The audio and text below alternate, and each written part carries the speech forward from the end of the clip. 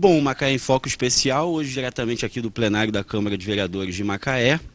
Hoje um formato diferente, com colegas ao meu lado, com o vereador Igor Sardinha presente. Agradecer também a presidência da Casa, da Câmara de Vereadores, está certo, a gente opera também a TV Câmara, a TV Litoral, então a gente tem uma boa relação e o presidente da Casa entendeu isso e autorizou para que fizéssemos uma entrevista. Eu faço esse agradecimento diretamente a toda a mesa diretora, também a diretoria geral da Casa e demais funcionários da Casa, ao técnico de som, enfim, aos garçons que estão aqui ajudando nessa estrutura toda. Bom, primeiramente eu vou apresentar os colegas que estão aqui comigo, compondo a bancada aqui para entrevistar o vereador Igor Sardinha. À minha esquerda tem o Reginaldo Silva, da Rádio Globo, da 820, Eduardo Lemos, da 95, também jornalista, e Kelvin Carvalho, do jornal O Debate. Todos aqui presentes para que possamos conduzir de uma maneira bem interessante e de uma maneira bem leve também. Lógico, a gente vai tocar em algumas feridas do vereador Igor Sardinha, porque é necessário, a gente tem que tocar em alguns problemas que vão acontecendo, até porque um parlamentar, ele vive mais de problemas do que de solução. Então, acho que a gente tem sempre que falar tudo isso. Bom, eu vou continuando aqui e vou pedir para que cada um apresente aqui cada um que diga de onde vem, para onde vai, que tipo de trabalho desenvolve para que a gente possa continuar com o programa. Reginaldo, começar por você, pedir para que pegue o microfone. Eu sou o Reginaldo Silva, trabalho hoje na Rádio Globo, né, aqui em Macaé, e estou assim, muito feliz em participar dessa rodada com você, Pedro, que acompanha o seu programa sempre na TV, sempre com as coisas da nossa Macaé, trazendo à tona esses assuntos de interesse, e hoje aqui, em especial com esse programa, com um amigo, né, de uma velha data que é o Igor. Estou muito feliz por isso. Muito obrigado pelo convite. Obrigado, Reginaldo. Passar a palavra agora para o Eduardo Lemos, também colega que trabalhou comigo também lá no estádio Cláudio Moacir. Tivemos uma longa jornada por lá. A gente tem um passado ali naquele estádio ali. Bem, eu trabalho na Rádio 95 FM já há cerca de 22, 23 anos, né? Acho que o funcionário mais antigo da rádio, da 95 FM. E hoje eu respondo lá pelo jornalismo da 95 FM, né? A gente tem uma história ligada ao esporte, mas de um modo geral a gente não fala só de esporte, fala do município, do estado, do Brasil, do mundo, né? E a incumbência é nossa, né? É um prazer estar aqui no programa, aqui na TV Litoral, e vamos dar uma enquadrada ali no Igor Sardinha. Bom, correto, agora eu pedi passar o microfone para Kelvin Carvalho, também um amigo de longa data, temos uma relação também de amizade pessoal e também um conhecedor antigo também em amizade com o Igor Sardinha. Que bom, né, Pedro? Bom, eu trabalho na Prefeitura de Macaé há 24 anos, sou servidor público, sou colunista social do jornal Debate há 13 anos e eu fui convidado, tive a honra de ser convidado pelo Igor para a gente hoje estar nesse debate aqui e espero que tudo corra direitinho, os conformes, porque a gente vai tentar tirar você um pouquinho hoje do seu caminho certo para a gente poder acertar no bate-bola. Bom, correto, Kelvin. Agora eu vou pedir aqui para... Igor, eu vou tomar a liberdade de começar fazendo a minha pergunta primeiramente, que é uma pergunta do seu início, do seu começo. Eu acompanho o seu trabalho há muito tempo, acho que a gente também já tem uma parceria muito longa, seja na televisão ou seja na época da Gincana Jovem, que eu já, como televisão, já cobria. Então eu quero te fazer essa pergunta porque foi mais ou menos ali o seu ingresso na política. Além de um histórico, família, enfim, mas ali foi onde você teve a visão de virar e falar: vou participar politicamente, ativamente da política na cidade. Então eu queria saber de onde surgiu, como surgiu dentro da Gincana Jovem, essa coisa de formar o grupo, de entrar na política, de partir para dentro e depois exercer o mandato.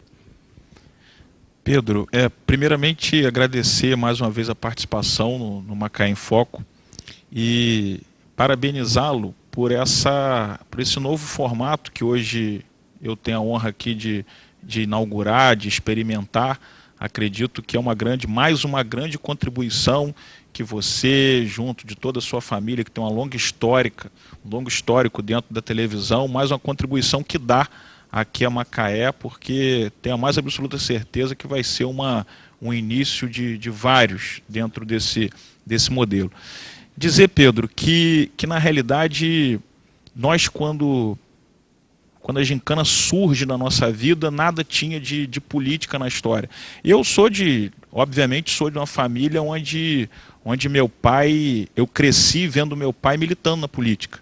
Meu pai, eu via, eu pequeno, meu pai era um grande brisolista. A gente em casa... Nos identificamos. Isso aí, já conversamos muito sobre isso. Eu lembro que antes de cada discurso de Brizola na televisão, vinha aquela musiquinha, tam, taram, e a bandeira do Brasil tremulando. Era a hora que meu pai pedia para todo mundo ficar quieto, que ele queria escutar o Brizola. Então, eu vi essa militância dentro de casa e o meu pai sempre me explicando do como a política tem o poder de transformar, de mudar a sociedade, mas na realidade a gincana surgiu de uma maneira completamente que nada tem a ver com a política. Eu, na minha adolescência, participei da Gincana Jovem de Macaé durante 3 anos consecutivos, salvo engano, em 98, 99, 2000, eu como membro de equipe. A gincana, para quem não conhece, os jovens se reuniam nas férias escolares do meio do ano, provas de cunho social, então qual equipe arrecada mais alimento, qual equipe arrecada mais agasalho, e ali a gente brincando, a gente via ali a importância de se fazer um trabalho social. Só que em 2001 não teve gincana. Todo mundo, a gente já estava se organizando para participar de novo, nosso grupo de amigos, e a gincana não aconteceu. A organização à época declinou, falou que não ia fazer, e aí nós, depois de 3 anos consecutivos participando, a gente se colocou à disposição para que a gente, no ano seguinte, 2002, a gente então organizasse, para não deixar aquela gincana que já tinha quase 20 anos em Macaé se acabasse.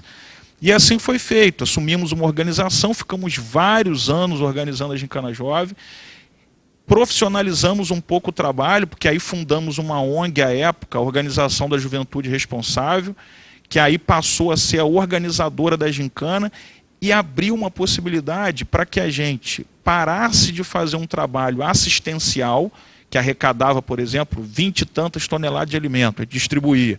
Só que aí depois aquela família que distribuía, depois estava precisando de novo e a gincana só no ano que vem. Passamos, através da ONG, do trabalho da gincana, a oferecer curso de qualificação profissional. E aí o trabalho foi crescendo até que chegou um momento, Pedro, que aí, para que a gente tentasse fazer mais do que aquele trabalho já estava mostrando que estava ficando insuficiente, a gente identificou a política como um passo à frente dentro desse trabalho transformador que a gente queria fazer. E aí veio uma candidatura, a segunda e assim por diante. Então, a entrada na gincana não tinha nada de política. Mas acabou fomentando ali dentro. Claro, porque você lida com trabalho social, você vai enxergando de perto as necessidades da sua cidade e o quanto o teu trabalho enquanto ONG tem um limite e o quanto você tem que fazer essa disputa política para você tentar mudar a estrutura. Então assim a gente foi desenvolvendo. Correto, Igor. Agora eu vou passar, Reginaldo. Aqui a gente fala que é por idade, então a gente vai respeitar a idade e tempo profissional também, tá? Então você pode fazer sua pergunta, debater com o vereador Igor Sardinha. Perfeito. Eu também vou nessa linha ainda aí da Orjuri. Saudade dos programas, né? Que tanto fizemos juntos em relação a isso.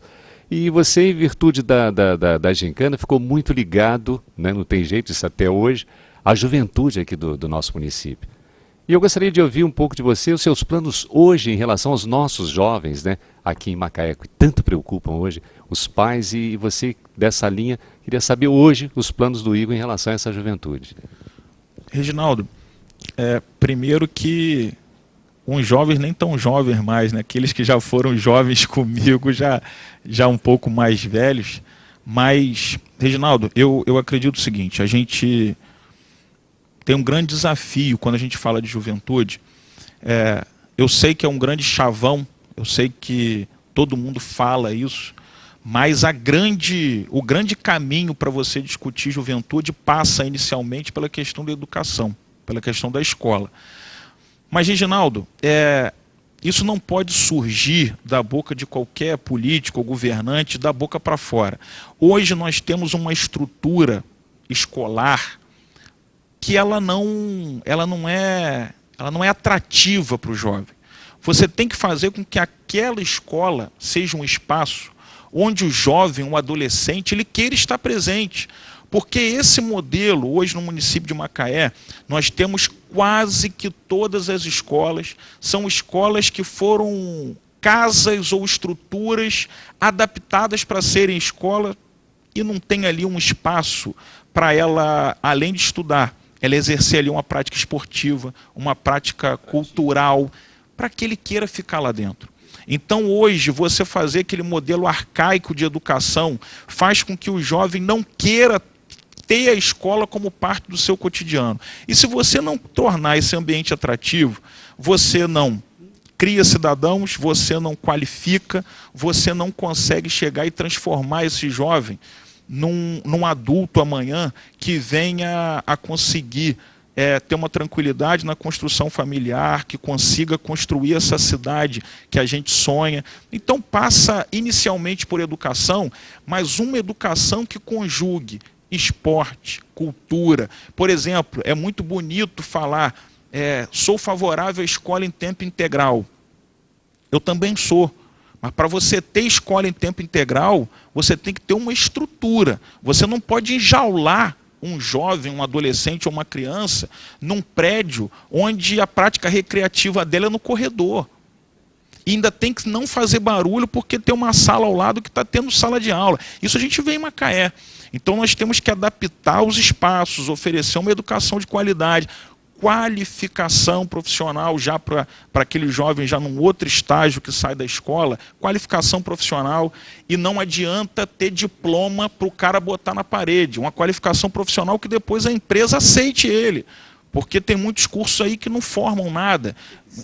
Tem que inserir. Educação, qualificação profissional de qualidade, aliando aí educação e cultura, eu acho que é o pilar básico que a gente tem que seguir. Você falou, tem que ter a estrutura, a escola em tempo integral, tem que ter estrutura e tem que ter conteúdo, né, para aquelas crianças ali. Você falou um pouquinho da interferência, lá no comecinho com seu pai, né, brisolista ali, certamente discutiu muita política com você quando jovem. Você acha importante os pais estarem justamente discutindo isso em casa, né, um pouquinho da política, mostrando como funciona, falando para o filho, olha, o que é certo, o que é errado, né? Despertar esse interesse dentro de casa e dali de casa ele levar para a escola, e isso aí vai permeando a sociedade toda? Tenho certeza disso, Eduardo. Até porque hoje a gente vive, e eu acho isso muito perigoso, a política está tão sem credibilidade que o discutir política é quase que você discutir algo sujo. A partir do momento que você decide entrar na política, é quase que você decidindo uma sentença para a sua vida. Eu vivo isso. Eu só por ser político, a pessoa sem me conhecer, você é vereador, é político, então o rótulo vem junto do seguinte, então tem coisa errada, tem coisa ali que não está cheirando bem. Então, essa coisa que acontece com a política faz com que cada vez mais o pai, ele não faça isso que você está dizendo, que ele não passe para o filho, que ele não leve até para ele mesmo, para a vida dele, que ele não enxergue a política como algo edificante, como algo transformador. E aí passa a população a cada vez mais negar a política, se afastar da política, sendo que é impossível você viver sem a política. Então você vê o cidadão se afastando, o filho não conversando sobre isso em casa, não tendo esse estímulo, mas só que aquele governante que chega, continuam as decisões que ele, governante, toma, tendo total impacto na tua vida. Então, se vão haver eleições, quer você queira, quer não, se a política vai existir na sua vida, quer você queira, quer não, então temos todos que participar desse debate. E de maneira serena, mas profunda, avaliando o passo de cada um, as propostas de cada um. Eu acho que essa conversa dentro de casa é uma utopia que tem que ser trabalhada, mas com todo mundo, sem negar a política, entendendo a importância dela. Você é um jovem de 34 anos, né? Estudou em escola particular, né? De classe média. A Gincana Jovem, ela fez você ter um contato com outro lado da sociedade que você não vivia nesse lado da sociedade, né? Você teve que ter contato com as comunidades, né? Fazer distribuição de alimentos para quem está precisando, né? E foi aí que você aprendeu a falar esse linguajar para todo mundo ali na Gincana Jovem? Eu acredito que sim. A Gincana Jovem ela tem um papel muito importante na minha vida, porque antes dela eu tinha muito o conceito e o discurso já existia na minha cabeça. Pela formação e educação que eu tive, mas o contato foi através da Gincana, foi através depois quando a gente fundou a organização, a ONG.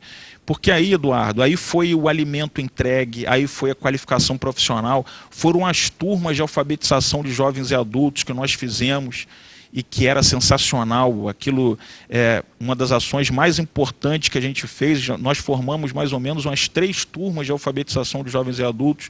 Tinha uma turma que a gente usava as salas da Casa do Caminho, depois a gente utilizou as salas na Nova Holanda, da Flor da Manhã, e formamos umas 3 turmas, mais ou menos, cada turma de 20, 30 jovens e adultos, e você vê aquela senhora que não conseguia segurar no lápis, e ela, depois de um tempo, ela conseguindo, chorando copiosamente, deixar um bilhete na formatura, escrever para o filho.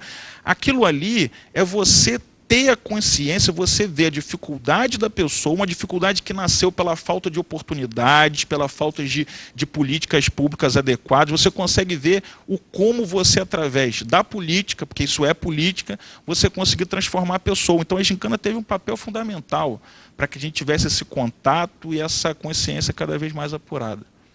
Igor, você começou na Gincana Jovem com 17 anos, né? Conforme o seu histórico de vida. Eu te conheço há muito tempo aqui de Macaé. Então, entre aspas, quem procura doação é de esquerda, quem é o doador é de direita. Então você sempre foi aquela pessoa que procurou ajudar. Então, vamos lá, sendo diretamente você é de esquerda, você é da oposição.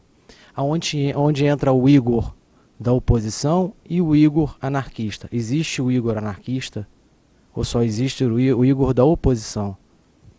Não, eu acredito, Kelvin, o seguinte, primeiro, as minhas ideias e no que eu acredito, diante desses rótulos que existem, direita e esquerda, inegavelmente as minhas ideias, elas são ideias mais progressistas, são ideias mais de identificação com as políticas de esquerda. Isso é inegável, basta ver os projetos que eu defendo. A questão de oposição e governo, anarquia, primeiro falando do anarquia não. Em relação a governo e oposição, aí, tanto na oposição quanto quando a gente tiver a oportunidade de governar, essas ideias elas vão ser ideias que nós vamos botar em prática. Sem radicalismo, Kelvin, eu acredito que o radicalismo, ele não edifica e não leva a gente a lugar nenhum. Radicalismo que eu digo, usando até uma palavra mais correta, sectarismo, não leva a lugar nenhum. Radicalismo no sentido de você buscar discutir a raiz dos problemas, sim, mas sem sectarismo, tentando aproveitar de cada extrato da sociedade o que ela tem para contribuir, porque todos têm, mas você sendo firme no que você acredita. Então, assim que a gente busca construir, dialogando, conversando, aprendendo com todo mundo, mas firme nos nossos ideais, na nossa formação, acredito que é por aí. Correto. Respondida a pergunta, Kelvin? Respondida. Bom, correto então, Igor. Eu vou relembrar agora um pouco também, ainda na época da Gincana, logo depois, como o Reginaldo falou, como o Eduardo falou também, teve a Orjure. E eu entrevistei você também diversas vezes a respeito, assim como todos que estão aqui presentes sempre tocaram nesse assunto, sempre conversamos muito.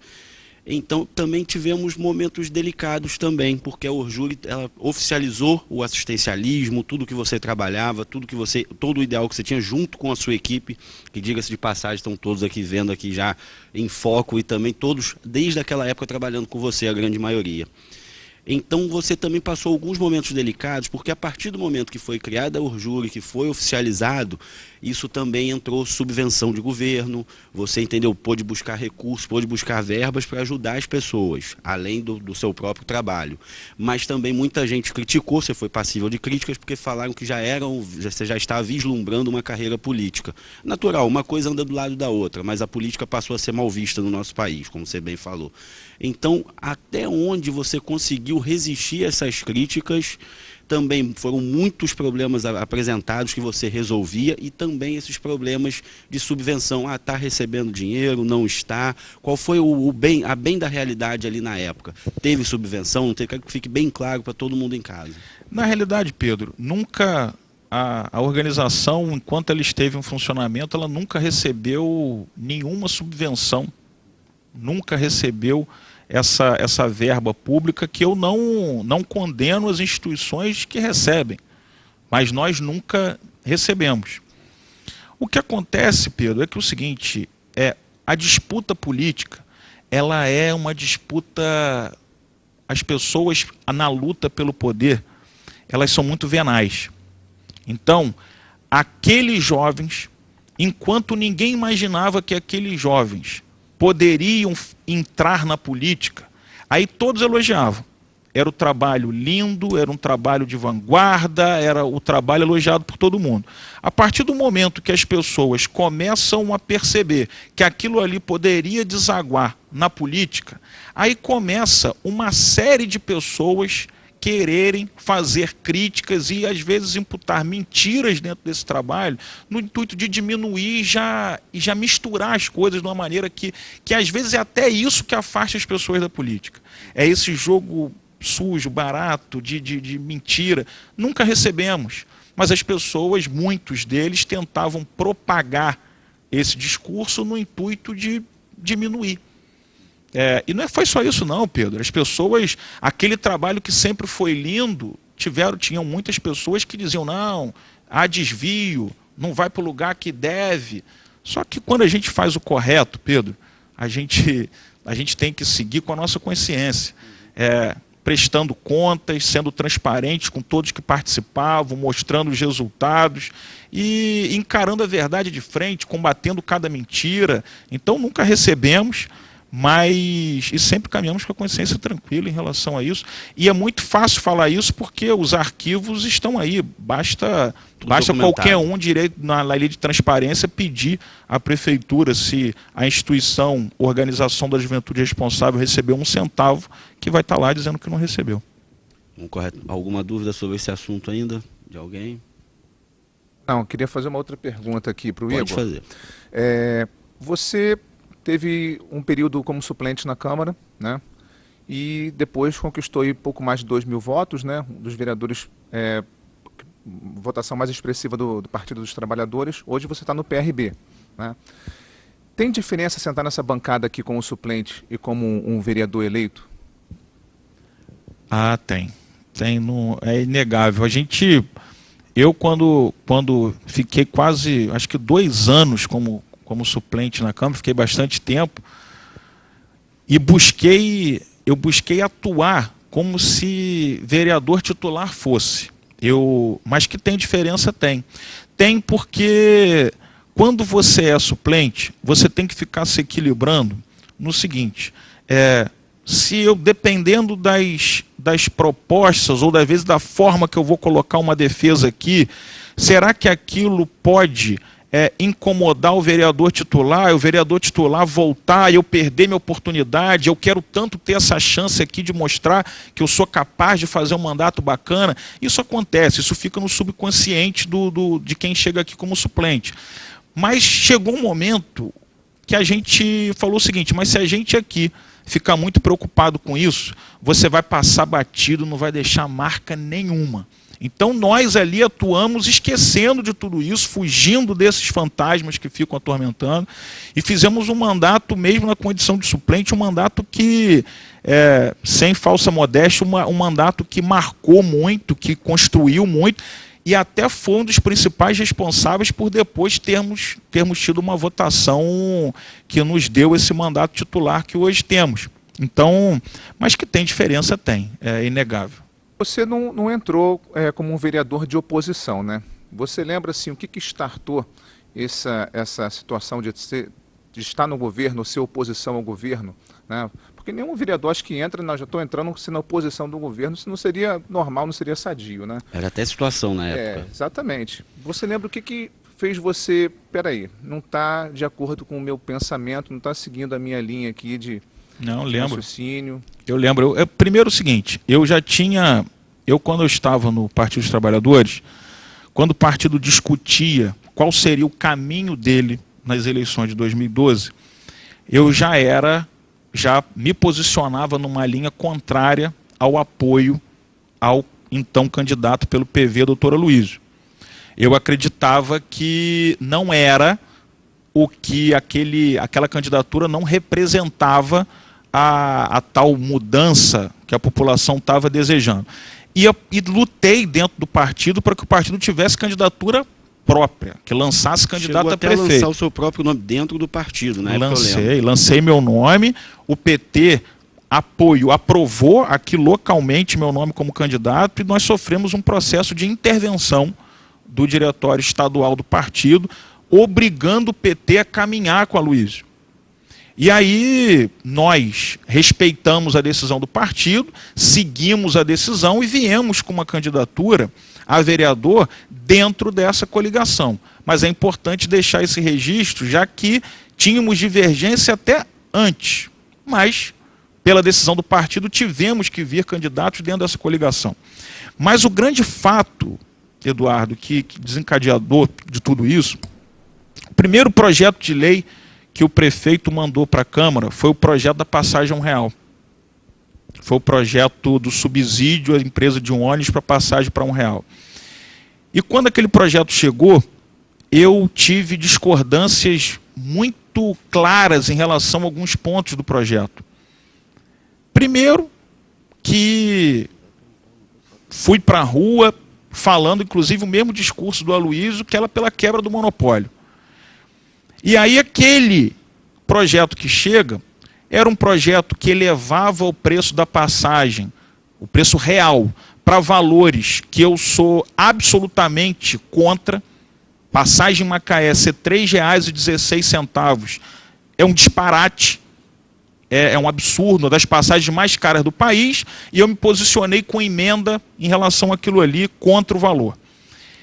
Outra emenda minha era contra o modelo que organiza esse pagamento da prefeitura à empresa, porque eu nunca vi isso na minha vida. A prefeitura não tem controle de quantas pessoas passam pela roleta.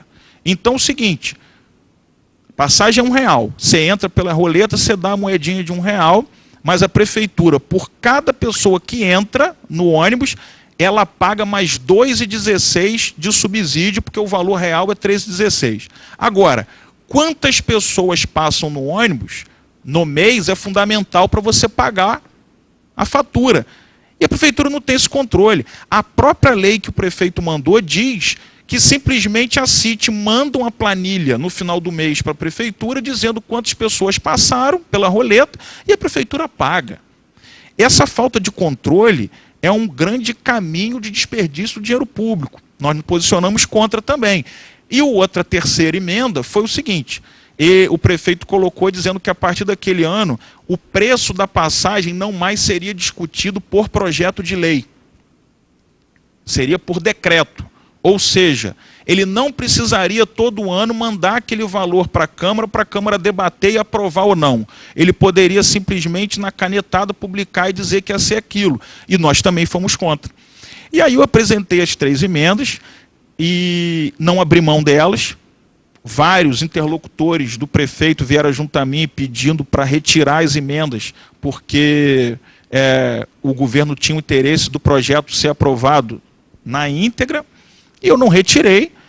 No final das contas, as minhas emendas foram vetadas, e eu, a partir dali, eu falei, olha, já começou no primeiro projeto de lei enviado, percorrendo um caminho totalmente contrário ao prometido na campanha no que diz respeito ao transporte público. E dali eu já cheguei e falei que seria oposição. Você não é contra a passagem de ônibus custar R$1 para o trabalhador, né? Você é contra esse modelo que foi implantado, da forma que foi implantado. Eu não sou contra a passagem R$1. Eu sou contra a passagem a 3,16. Eu sou contra não ter controle da roleta. Eu sou contra uma empresa ganhar tanto dinheiro e não fazer um serviço minimamente razoável e não ver a prefeitura, que é a fiscal dessa empresa, falar um A. Isso que é inimaginável. Ela presta um serviço público, a prefeitura é fiscal do contrato, é de conhecimento do quanto que a população espera no ponto de ônibus para passar um ônibus, quando ela entra fica apertada, que tem linhas que só existem no papel e que não existem na prática, e a prefeitura não fala absolutamente nada, e o dinheiro pelo ralo. Isso é o que sou contra. Não é da passagem R$1, mas é tudo que fica em volta dessa passagem R$1. Pegando uma carona no que o amigo Eduardo falou, na questão de oposição, tá? A gente mora numa cidade, entre aspas, ainda pequena, e às vezes chega assim no ouvido, o Igor ele tá sempre observando, ele está sempre espetando, ele está sempre fazendo alguma coisa, ou é do contra ou não é do contra. Não, a questão não é ser do contra, a questão de que você está no atual momento, num cargo de oposição, né? Então você se sente sozinho nessa questão da oposição. E o que é a oposição para você? A oposição é acertar o que está errado? É ajudar o atual governo? O que é a oposição para você no atual momento? Kelvin, primeiro, eu durante algum tempo, eu fiquei sozinho na oposição. Eu tomei essa postura logo no início do governo e assim fiquei. Eram 16 vereadores aqui a favor e eu contra, fiquei um tempo assim. Mas hoje eu tenho grandes companheiros aqui na bancada, no bloco de oposição, o vereador Amaro Luiz, que é do meu partido, o vereador Maxwell Vaz, temos também agora recentemente o vereador Chico Machado, adotando uma linha de oposição. Existem outras figuras políticas também fora aqui do plenário que são oposição no município de Macaé, o vice-prefeito Danilo Funk, por exemplo, enfim. Então, sozinho não estou. E além da população, a gente sente nas ruas a decepção da população. Ser oposição, Kelvin, é você simplesmente ter a coragem de dizer que você não concorda com os rumos que aquela administração está dando ao seu município. É ser um ser político e social. Exatamente. Então, assim, mas isso não quer dizer que nós aqui não tenhamos, às vezes, estejamos diante de alguns projetos enviados pelo governo que a gente vote a favor. Isso a gente separa muito bem as coisas. Essa semana, por exemplo, na Câmara teve um projeto que nós votamos a favor da prefeitura. Isso não quer, mas isso também não abala a nossa convicção de que a administração atual, ela, primeiro, não segue em nada o que foi propagado na campanha eleitoral e que é um governo que não está minimamente preparado para construir a cidade que a gente sonha. Isso a gente tem o peito aberto para fazer o debate, para levar essa discussão à sociedade. Eu acho que isso é ser oposição. Então a gente, de maneira muito responsável, ninguém aqui faz um trabalho que busca ofender a pessoa, ninguém faz um trabalho que busca denegrir a imagem de ninguém. A gente quer discutir a política pública, a gente quer discutir a gestão. A gente quer entender algumas situações que são difíceis de entender hoje no município de Macaé. E por isso a gente cobra, a gente fiscaliza, a gente atua. Até porque vereador é isso. Sim, o trabalho do vereador é fiscalizar o executivo. Quando você citou aí agora a questão da cidade, segundo os últimos dados, a nossa cidade é a 21ª em arrecadação, certo? E o atual governo do executivo diz que não tem dinheiro para nada. Isso é o que a gente mais escuta. A gente escuta, não é de rede social, a gente não escuta em rádio, a gente escuta ele dizendo isso. Não tem dinheiro, não tenho condição, estou na crise, tenho que participar da crise. Esse tenho que participar da crise. Então, se a gente é a 21ª cidade com nível de arrecadação, aqui você, como governante também, você pode dizer para a gente para onde está indo esse dinheiro dessa arrecadação? O que está acontecendo no município de Macaé hoje? Kelvin, muitas dessas respostas a gente também está querendo. Então, não é por sermos vereadores aqui que a gente consegue ter acesso a esse diagnóstico de uma maneira clara. Mas quando você coloca esses números, eles são importantes, que a população tenha o conhecimento. Nós temos 5.570 cidades no Brasil e somente 20 municípios têm um orçamento maior que o de Macaé. Isso é um fato. Contra fatos, não há argumento.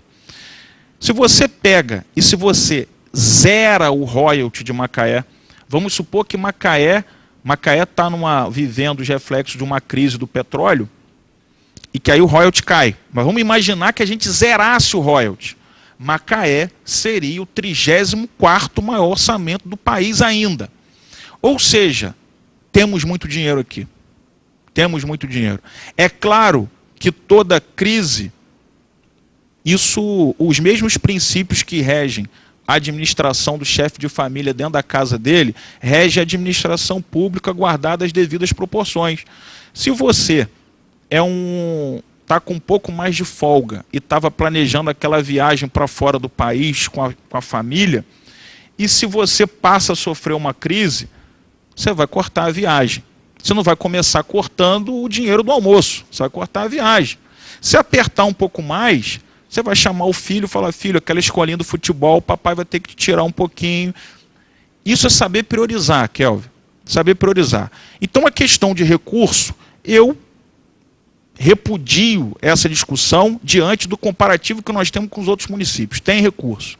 Agora, você não vê um governo que sabe priorizar. Você vê um governo que ele não paga servidor, mas ele renova, por exemplo, o patrocínio do Macaé Basquete de 1.600.000 para um time jogar um campeonato onde um time não tem um macaense, onde não tem nenhum trabalho de base, onde não tem jovem jogando esporte, nada. É só para um time de fora de Macaé usar com a camisa escrito Macaé e jogar um campeonato. 1.600.000. Enquanto isso, eu recebi alunos aqui que não estão tendo o ônibus que leva eles para a faculdade fora de Macaé, que é um serviço que tem de muito tempo, está faltando ônibus. Então isso é não saber priorizar. Agora, esse é o trabalho nosso na Câmara. Apontar essas incongruências, apontar esses discursos vazios e chamar o governo para fazer um debate transparente sobre isso. Porque as coisas estão se avolumando, os problemas estão crescendo e tanto a Câmara quanto a população quer saber cada vez mais as respostas dessas perguntas que vocês estão colocando, porque é difícil. Agradecer novamente à diretoria da casa, à mesa diretora, ao presidente, doutor Eduardo, fazendo uma entrevista com o vereador Igor Sardinha. Uma entrevista não, mas estamos debatendo aqui vários colegas jornalistas, Kelvin Carvalho, Eduardo Lemos, Reginaldo Silva e agora o atrasado Márcio do debate. Márcio, um prazer tê-lo aqui também no programa. Eu sei que você chegou com esse atraso pela mobilidade urbana, você já falou logo, mas não será esse o tema que você vai falar agora. Márcio, você é um jornalista também conhecido pela parte política, por diversas vezes a gente bateu bola na Câmara de Vereadores, seja na antiga quanto na nova. Vou pedir então que você já comece o bloco com a sua pergunta ao vereador. Obrigado pelo convite, pela oportunidade de estar participando do programa. Então, Igor, você teve a sua saída esse ano do PT e após aquele processo que aconteceu, você recebeu convites para entrar em outros partidos. Mas por fim, por surpresa de todo mundo, você acabou indo para o PRB. Como é que foi esse processo de definição de qual seria o seu futuro político? Márcio, o grande fator da minha saída do PT é o seguinte: a gente, como já vinha discutindo aqui no programa, fazendo oposição desde o princípio da administração do atual prefeito, fazendo oposição a ele na Câmara. E o fato é que o PT saiu de 2014 com, por incrível que pareça, aquela candidatura a governador do Lindbergh, que num primeiro momento sinalizava de um rompimento do PT com o PMDB no Estado, que o PMDB teve a candidatura do Pezão, o PT colocou o Lindbergh. No final das contas, acabou acontecendo completamente o contrário. O PT saiu extremamente enfraquecido, o PMDB do Rio saiu extremamente forte e aconteceram sinalizações muito claras de Brasília, da Nacional do PT, para uma repactuação do PT com o PMDB no Estado do Rio de Janeiro. E aí o atual prefeito no PMDB. E aí, de forma nenhuma, eu poderia ficar num partido que estava se realinhando com o PMDB. Isso contrariava por completo o caminho político que a gente seguia no município. E acabou que no segundo turno das eleições para governador, nosso grupo político teve a oportunidade de, no segundo turno, pedir voto e participar ativamente da campanha do senador Marcelo Crivella, aqui na região. E que, inclusive, tanto no primeiro quanto no segundo turno, o senador Marcelo Crivella venceu aqui em Macaé. E a partir daquela relação construída, aconteceu o convite natural para que a gente, enquanto oposição, enquanto um grupo político que publicamente busca construir um novo caminho no município de Macaé. O PRB, disposto a abraçar tudo isso, nos convidou e nos filiamos ao PRB. Me filiei junto com o vereador Amaro Luiz e assim hoje a gente segue fazendo essa militância agora no PRB. No período em que você estava no PT e a sua proximidade com o Lindbergh, foram levantadas duas pautas importantes para a cidade, que houveram até duas audiências públicas grandes, que foi a questão da BR-101, da duplicação, e também as obras do aeroporto. Hoje a gente vê o desenvolvimento das obras do aeroporto, mas a BR-101 ainda está parada. Você continua com essa pauta lá em Brasília, hoje com o Crivella ou ainda com o Lindbergh? Continuo. Márcio, o importante é a gente dialoga. Eu hoje tenho a felicidade de poder dizer que eu tenho relação e contato, por exemplo, com os 3 senadores do estado do Rio de Janeiro. Eu continuo tendo a abertura para lidar, para conversar com o Lindbergh, sou do partido do senador Marcelo Crivella e tenho uma ótima relação com o senador Romário. Pedi voto para ele aqui para senador, ele me ajudou aqui na campanha de deputado estadual, mesmo hoje aqui no PSB, tendo o Chico Machado, eu dialogo com o Romário. Então, e dentro dessas pautas nós colocamos todos esses atores políticos dentro dela. O aeroporto é algo que nós avançamos muito, apesar de termos alguns desafios, mas conseguimos aquele aporte financeiro na época com o protagonismo do próprio senador Lindbergh, de algo de 60 milhões de reais. Temos uma obra ali do novo terminal quase que concluída, tendo desafio ainda da nova pista e etc., mas estamos monitorando. E o da BR-101 é mais difícil, mas a gente não desiste. Estamos já incluindo também nessa questão, aproveitando o fato da presidente da comissão, eu sou presidente aqui em Macaé na Câmara da Comissão Permanente de Transporte, e tivemos a sorte da presidência da Comissão de Transporte da Câmara dos Deputados também ser de uma parlamentar do Rio de Janeiro, que é a deputada Clarissa Garotinho. Que a gente também inclui a deputada Clarissa também nessa pressão para fazer com que os entraves à duplicação da BR-101 aconteça, que hoje mora muito naquele trecho ainda ali da reserva biológica da União, tem algumas questões legais impedindo, mas são pautas que não podemos esquecer de maneira nenhuma. São obras de infraestrutura que tem que acontecer para o bem de Macaé e a gente continua nelas. Ô Igor, nós estamos aí passando por uma crise internacional. E Macaé hoje, a nossa vocação, petróleo e gás. Você consegue hoje ver, por exemplo, no turismo, como muitos estão vendo, uma porta de saída para o nosso problema no futuro aqui para Macaé? Sem sombra de dúvidas, ô Reginaldo. Eu sempre falo aqui na Câmara, em entrevistas, quando sou perguntado. Eu visitei já inúmeras cidades no Brasil que vivem do turismo, que tem assim o turismo como principal atividade econômica e que tem bem menos atrativos naturais do que Macaé, que tem muito menos uma estrutura hoteleira muito mais deficiente do que a de Macaé e que consegue se sustentar através do turismo. Agora, Macaé, ao longo dos tempos, Macaé ficou vivendo na área econômica um samba da nota só. A facilidade do petróleo fez que Macaé não proporcionasse uma diversificação da economia, principalmente no turismo e principalmente na região serrana, Reginaldo. É inimaginável que Macaé, com uma região serrana tão bela, não tenha uma política de turismo voltada para aquilo ali. Nós não temos estradas, nós não temos fomento a atividades econômicas que tem que existir ali para que você consiga receber bem. Como até a própria rede hoteleira está aqui na cidade, mas não está lá, e está aqui por causa do petróleo. Então você... a gente sabe, Igor, que para complementar o que você disse sobre a região serrana, que é um privilégio ter serra e mar, né, no município só, né? Meu Deus, é um privilégio de poucos. E aí você não tem hospedagem, você não tem restaurante, você não tem estrada, você não tem informação para onde chegar, como chega numa cachoeira, você não tem nada. Não sabe nem que o Sana é Macaé, né? E quem sabe, e Pedro, e até a população do Sana tem uma identificação muito maior com Casimiro do que com Macaé. É muito mais fácil ela em Casimiro resolver os seus problemas do dia a dia do que em Macaé, porque nem estrada tem.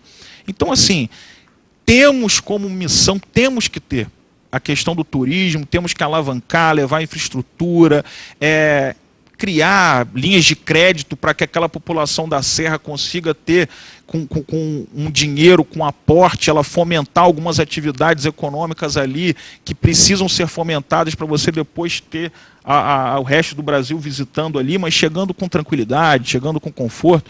Mas é um vetor econômico que, lamentavelmente, não explorado aqui em Macaé, o turismo. Com certeza, é uma saída. Igor, no final de setembro, ali no apagar das luzes de setembro, acho que 28, 29 de setembro, o prefeito de Macaé, doutor Aloysio, ele emitiu um decreto 175, suspendendo ali direito dos servidores, direito adquirido, né? E fez um decreto retroagido ao dia 1º de setembro, então o pagamento que sairia dias depois já sairia faltando ali uma quantia, um valor no salário do servidor. R$500, 800, R$1.000, R$2.000, enfim. Em primeiro lugar, o que você acha dessa atitude, né, dessa suspensão desse pagamento, né, que é um direito adquirido do servidor que trabalhou desviado de função ou em cargo de confiança, né? E a segunda pergunta você é um pré-candidato, né? Se prefeito, você respeitaria as leis, respeitaria os servidores? Eduardo, todos nós, tanto vereadores quanto o próprio prefeito, no ato de posse, jurou respeitar a lei orgânica.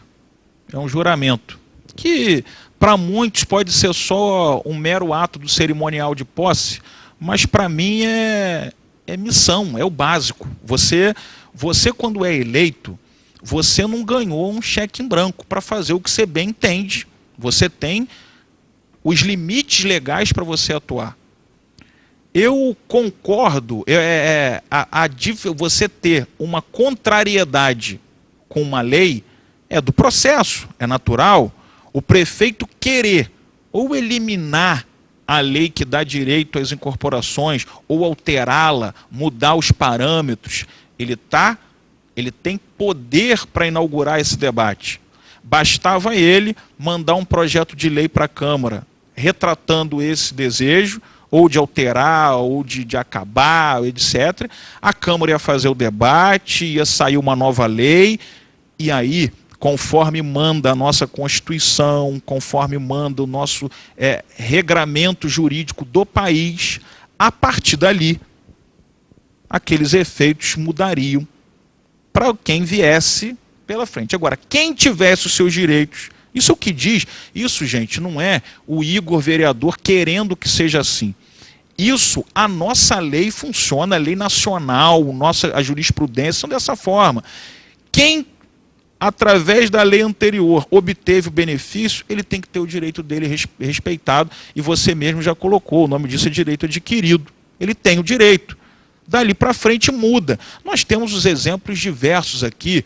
Se você hoje se aposentou por uma lei antiga, pode surgir uma lei nova colocando ali mais uma dificuldade, você ganhando menos.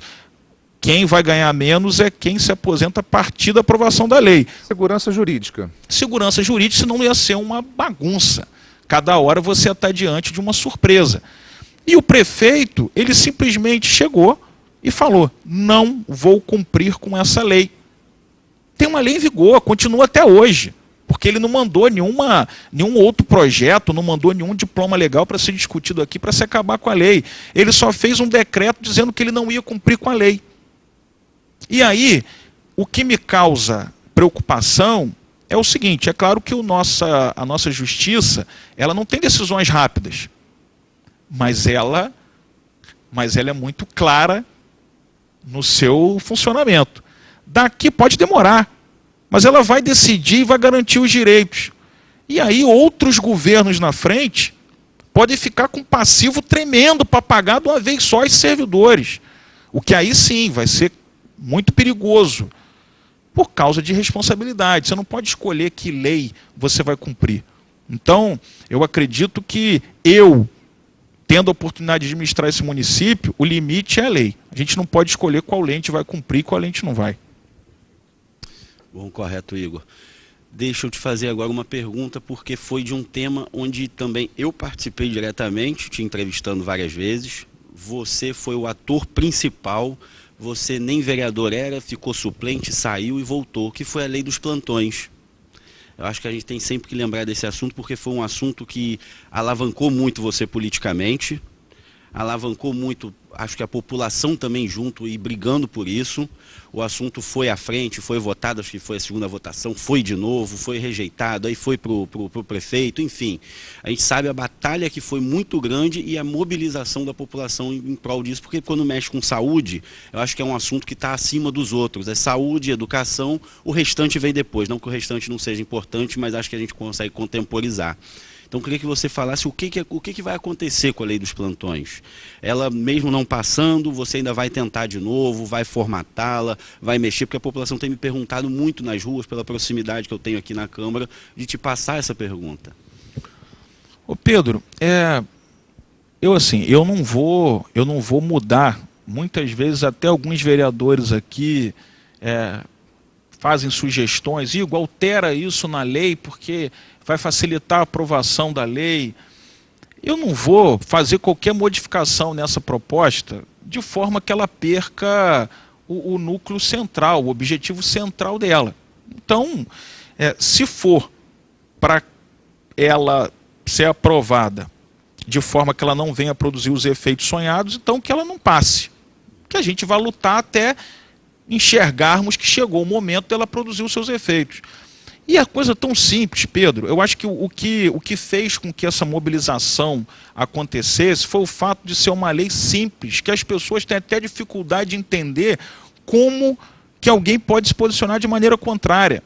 Uma lei que simplesmente faz com que você, cidadão, quando chega na unidade de saúde, você possa encontrar na sala de espera nome com um quadro informativo, com o nome completo, especialidade e data e horário dos plantões lá de cada profissional. Você, enquanto cidadão com seus impostos, você está pagando aquele profissional. Então ele tem que estar ali. É obrigação dele estar ali, trabalhando. Qual é o problema de você, quando chegar lá, você ver o nome dele? Doutor fulano, 6 às sei lá que horas. Não tem problema. Eu me lembro que à época tinha o vereador Carlos M. Júnior, e debates foi intensos. Um grande debate. Eu fazia entrevista com um, com o outro, fiz os dois, vocês dois numa mesma oportunidade. Então era um debate longo. Carlos Emir também pontuava algumas coisas, ele defendia o lado médico, você defendia o lado população. Depois vocês foram chegando num consenso, ele mesmo conversou com vocês e falou: não, tem que ir à votação, acho que tem que ser aprovado, porque tem que se mostrar o que a população quer. Não é a vontade nem do médico nem do parlamentar. É a vontade, sim, da população. Então isso, na época, mobilizou bastante. Então por isso eu estou relembrando. Pedro, porque assim, eu enfrentei, nos momentos diferentes, eu enfrentei vários políticos médicos nessa... Eu, no primeiro momento, polarizei muito com o vereador Carlos Emir. Nessa legislatura agora, polarizei muito com o próprio presidente da casa, doutor Eduardo. E agora, dessa vez, também com o próprio prefeito. Porque... nós conseguimos, Pedro, da última vez, aprovar a lei. Nós conseguimos que o placar foi 13 votos favoráveis a 2 contrários no dia. E aí o projeto foi para o prefeito vetou. E aí o prefeito, quando veta, o projeto volta para cá e o prefeito com uma orientação à base para derrubar, e a base muda de opinião e mantém o veto. O que eu... achei uma atitude corporativista e um grande desserviço. Eu acredito que você, de forma transparente, você conseguiria colocar a população sendo cada vez mais fiscal do serviço, fiscalizar a presença e ter, consequentemente, um melhor atendimento. Então, não esquecemos dessa bandeira, mas agora vamos acompanhar, esperando um momento onde a gente possa ver uma chance de final feliz para ela. Igor, estamos em 2015, entrando em 2016, que eu acredito que 2016 seja o ano do progresso para esse município. Que eu acho que vai ser o ano que alguma coisa vai ser trocada. Porque eu, particularmente, não acredito mais na palavra mudança. Tá? Estamos em 2015, entrando em 2016. O atual governo gasta quase 20 milhões de reais em propaganda. Propaganda essa que nem a gente vê. Nem do que acontece, nem do que a gente vê. A gente não vê o dinheiro gasto dessa propaganda. A gente hoje em dia tem a mídia digital. Hoje em dia a gente tem a mídia digital, vamos dizer, entre as redes sociais, que praticamente são grátis, né? Para você, hoje, como vereador, e no futuro, como candidato a prefeito, qual a sua extrema utilização nas redes sociais? O lado positivo e o lado negativo. 3 perguntas numa só. Olha, hoje nós temos como principal instrumento de comunicação do nosso mandato as redes sociais. Nós temos a internet, porque é uma ferramenta rápida, barata e que você consegue divulgar, propagar informações numa velocidade muito grande. Obviamente que o grande mal da internet é porque muitas pessoas se escondem por detrás de fakes para tentar destilar ódio, propagar mentira, arranhar imagens. E é o que a gente estava conversando no primeiro bloco do lado venal, do lado ruim da política. E a internet às vezes favorece algumas ações assim do submundo da política. Mas continua sendo uma grande ferramenta, você encontra a população lá, está cada vez mais difundida. Utilizaremos cada vez mais as redes sociais como forma de encurtar essa distância com o cidadão macaense. Seja esse ano, seja no que vem, no ano eleitoral. E o melhor, sem gastar dinheiro. Sem gastar dinheiro, exatamente. Porque, lembra aquilo que a gente estava conversando antes da prioridade? Você não pode chegar, enquanto você separa 20 milhões de propaganda, você chegar e falar que não tem ônibus para o estudante. Você não pode chegar e falar que tem 20 milhões de propaganda e não tem copo plástico na UPA, não tem seringa no posto de saúde. Não pode. E é o que a gente está vendo no dia a dia. Então isso é não saber priorizar, isso é não saber construir o que há de mais benéfico para a população. Obrigado. Bom, correto. Eu vou passar agora para Márcio. A gente já está com o nosso tempo já além do limite. O programa está fluindo muito bem, a gente está indo muito bem, mas a gente tem que daqui a pouco fazer o encerramento. E eu já vou deixar aqui comprometido que a gente vai ter uma parte 2. Entendeu? Já estão aqui a mesma bancada convidada, mas o Márcio, como chegou atrasado, como trabalha muito, teve as complicações, a mobilidade complicou um pouco para ele, então vou pedir a Márcio que faça a última pergunta e depois eu faço o encerramento, certo? Qual é rápida? Tem 3 anos que a gente acompanha, eu como jornalista, como editor do jornal, há 3 anos que a gente vive a expectativa da instalação da CPI do transporte. Por que essa CPI nunca saiu daqui de dentro da Câmara? Porque não existe vontade política da maioria. Infelizmente a Câmara, existem 17 parlamentares que pensam diferente, têm posicionamento diferente, você tem que trabalhar na construção dessa maioria, que hoje nós ainda não conseguimos. Então, chegou um momento que você conseguiu ter assinaturas suficientes. Nós temos as assinaturas, a gente até cobra o presidente para que bote na pauta. Nós temos a assinatura, porque funciona assim, para ela poder ser votada, ela tem que ter 6 assinaturas. Então, para ela poder ser votada, mas 6 assinaturas não é a maioria. Você pode ter as assinaturas para ela poder ser votada e depois a maioria chegar e falar que é contra. Nós temos um pedido onde já constam as 6 assinaturas, mas tenho a mais absoluta certeza pela temperatura do plenário, dos colegas, que hoje a gente não teria essa maioria. Então é fruto disso. Mas acho que é de fundamental importância, Márcio, por tudo que a gente já conversou aqui no primeiro bloco, você ter um transporte público que, além de ineficiente, onde não tem controle da roleta, onde é caro, onde você não entende o valor da passagem, seria fundamental ter uma CPI. Mas, infelizmente, ainda não conseguimos construir essa maioria. Então... Bom, agora quero agradecer a você, vereador Igor Sardinha, por ser a nossa primeira presa aqui no nosso debate, na nossa conversa, no nosso bate-papo. Você que também apresenta um programa que é o Debate-Papo, mas hoje voltando ao Macaé em Foco no formato especial. Então a gente está aqui hoje fazendo essa primeira conversa. Acho que agradecer aos colegas, ao Márcio, Reginaldo Silva, Eduardo Lemos, Kelvin Carvalho, cada qual na sua linha, e aqui independente da amizade que tem entre nós aqui na bancada e entre você, vereador, e pessoa também. Acho que a gente fez um programa oportuno, onde perguntamos várias coisas, onde falamos do início. Já fica o comprometimento para uma segunda parte, para uma outra dinâmica. Também fica o agradecimento à Câmara de Vereadores, à estrutura, à equipe da TV Câmara, à equipe da TV Litoral. Um agradecimento especial ao Paulo Cerqueira Leite, que é meu pai, que veio hoje para fazer a direção lá em cima. Realmente um baluarte da televisão brasileira que veio aqui. Esse formato de programa que você está vendo aqui passou muito pela mão dele em outras televisões, em outras épocas. Então fico muito feliz com isso. E agradecer ao presidente da casa, Eduardo Cardoso, agradecer à direção da casa, ao funcionário técnico de som, todo mundo, a sua equipe que está aqui presente, a minha equipe, enfim. E fica também o convite a outros colegas vereadores que podem se despir da vaidade e também entrar em contato. E a gente bota aqui também no meio como uma presa para a gente também fazer mais um programa desse. Ao prefeito Aloísio, por que não, que também é uma pessoa que sempre comunicativa, sempre tive uma boa relação e que também vem aqui também explicar, falar, botar os pontos de vista dele. A gente quer ouvir de todos os lados. Temos secretários também em Macaé, ou seja, temos N figuras políticas que podem vir aqui. O público também pode encaminhar também algumas perguntas para o macaemfoco@hotmail.com e a gente vai levando adiante e tocando o barco. E acho que o formato vai dando certo, você foi o primeiro, a gente vai ter uma parte 2, eu quero só a sua última palavra agora. Pedro, eu queria reforçar os agradecimentos a todas essas pessoas que você acabou de dizer, que viabilizaram aqui esse programa extremamente interessante, que parabenizo mais uma vez vocês, da TV Litoral, por essa iniciativa pioneira em Macaé, porque não tínhamos visto na televisão algo parecido.